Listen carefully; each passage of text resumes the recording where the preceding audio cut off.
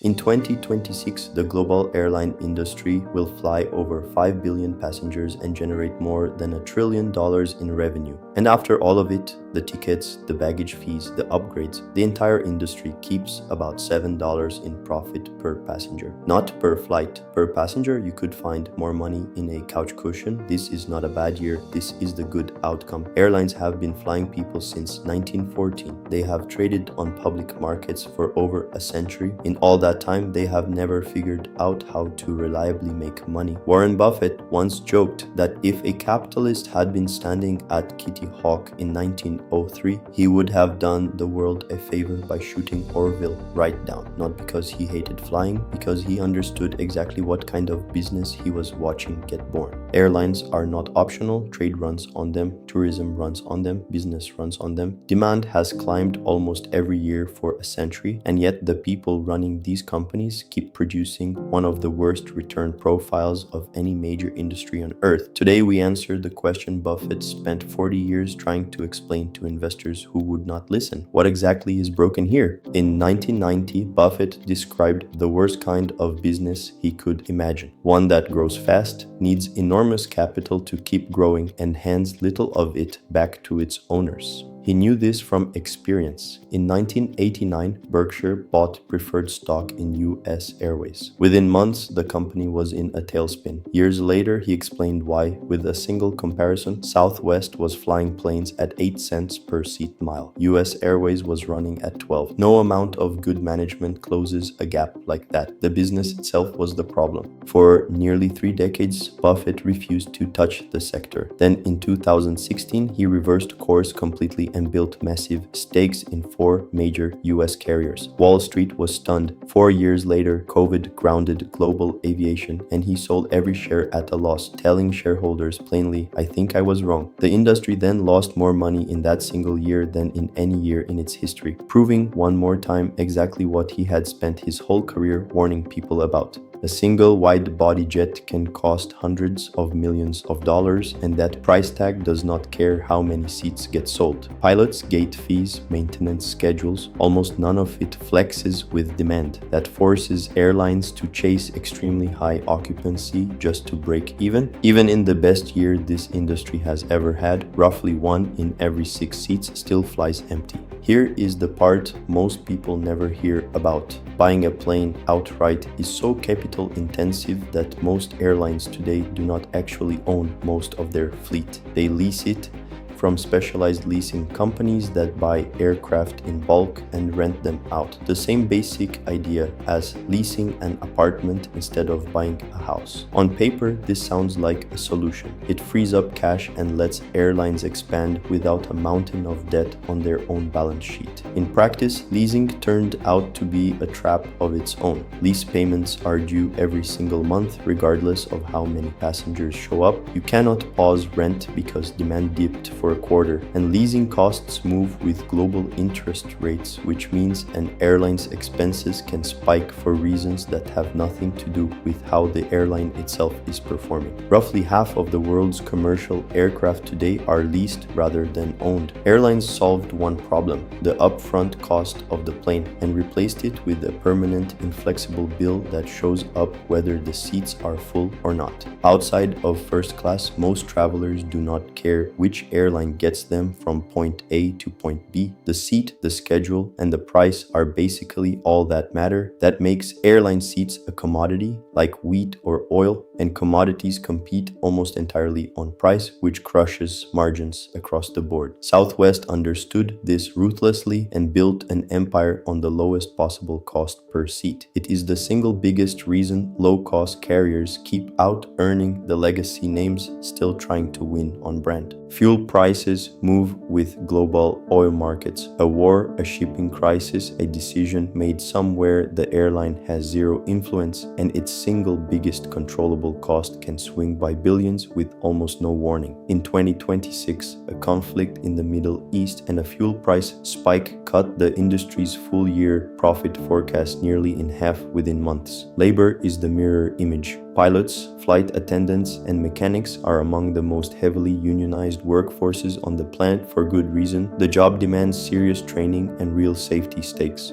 but it also means almost no flexibility to cut costs exactly when the business needs it most. Put all four together and you get the final number that matters most. Even in a record year, the return this industry generates on invested capital sites below what investors could earn parking that same money somewhere safer. That is the mathematical fingerprint of a business that has never solved its own economics, not once in over 100 years of trying. American, United, Delta, and US Airways have all gone through bankruptcy at least once, some twice. Pan Am, once the most glamorous name in aviation and the airline that defined international travel in the 1960s, collapsed in 1991 and vanished completely. TWA filed 3 separate times before finally being absorbed into American in 2001. These were not small, poorly run outfits. These were the most recognized brands in aviation history, run by experienced executives flying routes with enormous built-in demand, and almost every one of them went under at least once anyway. This is not an American problem alone. Alitalia filed for bankruptcy repeatedly over 2 decades before being dissolved entirely.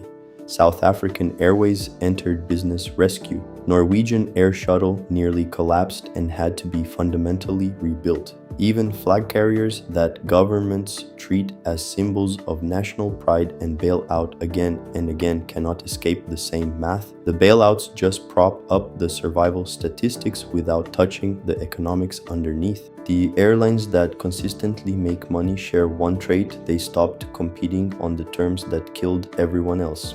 Ryanair treats the base fare as almost a loss leader and makes its real profit on bags, seat selection, and priority boarding. Ancillary fees have become one of the fastest growing revenue lines in the entire industry. Delta leaned into loyalty programs and premium cabins to pull frequent flyers out of the price war entirely. Neither company beat the industry's economics, they just found a way to stand outside them. The industry crosses $1 trillion in revenue for the second year running. After every expense, fuel, leases, labor, everything, the margin that survives is razor thin. Then reality hit halfway through 2026. Conflict in the Middle East and a fuel price spike cut the annual profit forecast nearly in half within months. On over $1 trillion of revenue, the industry was left keeping about 2 cents of every dollar. European carriers became the most profitable region in absolute terms this year, overtaking North America for the first time thanks to disciplined capacity and strong occupancy. Low-cost carriers everywhere keep outpacing the legacy giants. And in the region hit hardest by 2026's conflict, airlines are expected to fall into the red collectively. A sharp reminder that fortunes here can flip in months based on events no single airline controls. Consolidation is one real lever. Fewer airlines fighting over the same route means less pure price war, which is a big part of why US carriers got noticeably more profitable after the wave of mergers thinned out the field. Loyalty programs are another. Some analysts now argue the frequent flyer schemes at major carriers are worth more as standalone businesses than the flying operations attached to them. None of these fixes solve the core structure, they just find room to operate around it. Fuel shocks and geopolitical shocks are never going away. Fixed costs and lease payments are not going away either. The math Buffett described over 3 decades ago has not fundamentally changed, even as individual airlines got smarter about working around its edges. This industry has essentially become very good at surviving its own economics without ever actually solving them. Growth and profitability are not the same thing. An entire industry can expand for a century while quietly destroying value for the people who own it. Airlines are not an outlier because they are poorly run. They are an outlier because their structure makes consistent profit almost mathematically difficult. The companies that escape this are not the ones flying the most planes. They are the ones who found a way to stop competing on the terms the industry was built around. Airlines will fly billions of people safely across the planet this year and move over $1 trillion through the global economy. The real question is not why airlines keep going bankrupt. It is why anyone keeps expecting a different result. If you want to understand the forces reshaping global business and money, subscribe to Mainnet Codex. See you in the next one.